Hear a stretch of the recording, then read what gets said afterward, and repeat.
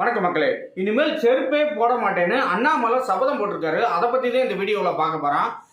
என்னன்னா, அண்ணா யூனிவர்சிட்டியில் ஒரு மாணவி துன்புறுத்தப்பட்டாங்கிறது பெரிய வைரல் ஆயிடுச்சு. அதில் ஞானசேகருங்கிற திமுக காரங்களை கைது பண்ணியிருக்காங்க. பிரியாணி கடை நடத்தி வந்தவர். அவர் பிரியாணி கடை நடத்தி வந்தவர் எல்லாம் சேனலில் சொல்லிக்கிட்டு இருக்கப்பதே அண்ணாமலை என்ன சொன்னார், அது பல பக்கம் தொடர்பில் இருக்க அமைச்சர், முதலமைச்சர், துணை முதலமைச்சர் உதயநிதியோட போட்டோ எடுத்திருக்காப்புல. அடுத்து சுகாதாரத்துறை அமைச்சர் மா சுப்பிரமணியனோட போட்டோ எடுத்திருக்காப்புல. மா சுப்பிரமணியனோட ஏரி அதே பல திமுக நிகழ்ச்சியில் கலந்துக்கிட்டு இருக்காரு. அவர் திமுக சைதாப்பேட்டையோட மாணவர் அணி பொறுப்பாளருங்கிற மானகட்டவனுக்கு மாணவர் அணி பொறுப்பாளர் அப்படி இதுன்றப்பதே இதெல்லாம் சொன்னார். அவங்க திமுக இல்லைன்னு சொல்லிக்கிட்டு இருந்தாங்க.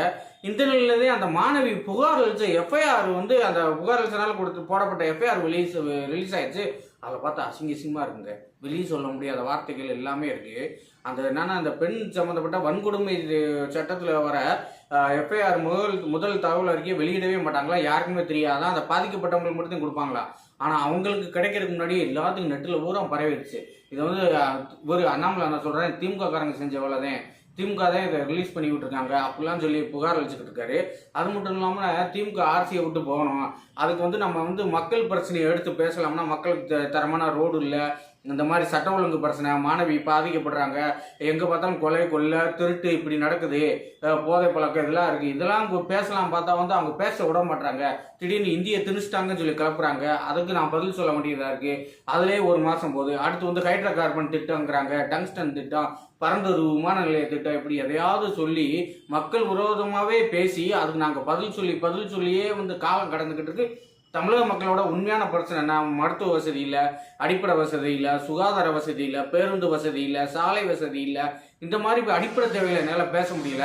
அதுவும் இல்லாமல் சட்ட ஒழுங்கு பிரச்சனையை பற்றி பேசவே முடியல. என்னால் இதாக இருக்குது. அதனால் இன்னைக்கு சத்தியம் பண்ணுறேன், சத்தியமாக சொல்கிறேன், இனிமேல் நான் காலில் செருப்பு போட மாட்டேன். என்னைக்கு நான் திமுகவை ஆட்சியிலேருந்து வரட்டுறனோ அன்னைக்கு தான் நான் செருப்பு போடுவேன் அப்படின்னு சொல்லி இது பண்ணிட்டு செருப்பை கழட்டிட்டாருங்க. கழட்டிட்டு இனிமேல் செருப்பே போட மாட்டேன், திமுக ஆட்சியை விட்டு இறக்குவேன்.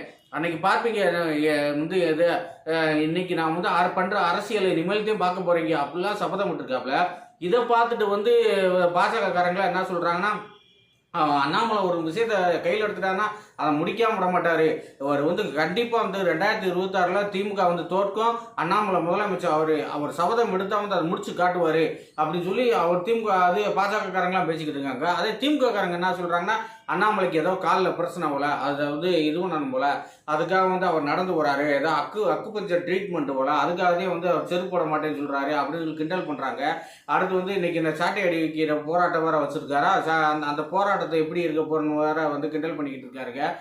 இந்த வகையில ஆனால் அண்ணாமலை சொன்னா முடிச்சு விட்டுருவாரு. ஏன்னா அவர் தொட்டதுல பூரா இது பண்ணியிருக்காரு. கர்நாடகாவில் வேலை பார்த்தப்பெல்லாம் எஸ்பிஆர் வேலை பார்த்தப்போ ஃபுல் அண்ட் ஃபுல்லு கரெக்டாக இருந்திருக்காரு. அதனாலதான் அவர் சிங்கம்னு சொன்னாங்க.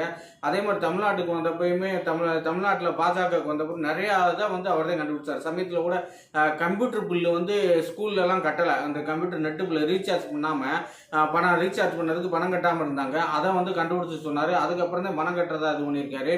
அது மாதிரி கேரளாவில் வந்த குப்பை கழிவுகள் இப்போ சமயத்தில் நடந்தது. அந்த கழிவுகளை கேரளாவில் கொட்டிட்டு போனதை அதை முதல் ஆளாக சொன்னார். அதனாலதான் அதை திரும்ப வேற வழி இல்லாமல் கேரளா கவர்மெண்ட் அள்ளிட்டு போகிற நிலைமைக்குலாம் வந்துச்சு. இது மாதிரி பல பிரச்சனைகளில் அண்ணாமலை குரல் கொடுத்த பிறகு தீர்வாகும்.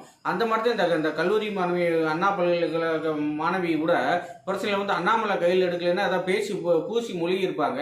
அதே மாதிரி இன்னைக்கு ஒன்று அண்ணாமலை கையில் எடுத்திருக்காரு. அது என்னன்னா, புதுக்கோட்டையில் ஒரு செவிலியரை ஆபாசமா வீடியோ எடுத்து ஒரு திமுகவோட பாரதி ராஜா அப்படிங்கிற சுற்றுச்சூழல் மாவட்ட பொறுப்பாளர், சுற்றுச்சூழல் அணி மாவட்ட பொறுப்பாளர் மறுத்திருக்காரு செவிலியரை. அதை பற்றி அண்ணாமலை ட்வீட் போட்டிருக்காரு. கண்டிப்பாக இன்னைக்கு அவர் கைதாயிருவார்.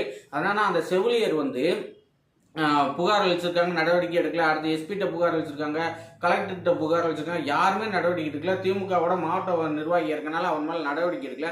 இந்த நிலையிலே அவங்க மருந்து கொடுத்துட்டாங்க, மருந்து கொடுத்து சிகிச்சை விட்டுக்கிட்டு இருக்காங்க. அதனாலே இப்போ வேற அண்ணாமலை வர ட்வீட் பண்ணிட்டாப்புல, அவங்க வர இது பண்ணிட்டாங்க. அதனால வேற வழி இல்லாமல் இன்னைக்கு அந்த திமுக நிர்வாகி பாரதி ராஜாவை கைது பண்ணுவாங்கன்னு எல்லாம் சொல்லிக்கிறாங்க. கைது பண்ணணும், இனிமேலாவது கைது பண்ணணும். பாவம் ஒரு செவிலியருக்கு இந்த நிலைமை வரக்கூடாது. எந்த பக்கம் பார்த்தாலும் கேமரா வச்சு வீடியோ எடுக்க மரட்ட இந்த மாதிரிலாம் செஞ்சுக்கிட்டு இருந்தா எப்படிதே இது பண்றது. இந்த நிலைமைலாம் எப்போ மாறும்? உண்மையிலேயே அண்ணாமலை சொன்ன மாதிரி செருப்பு போடாமல் இருந்துருவாரா, இல்லை திமுக ஆட்சியை விட்டு கழட்டிட்டு நல்ல செருப்பை வாங்கி போடுவாரா? தெரிஞ்சா கமெண்ட்ல சொல்லுங்க. வணக்கம் தமிழை போட்டு லைக் பண்ணுங்க, ஷேர் பண்ணுங்க, கமெண்ட் பண்ணுங்க.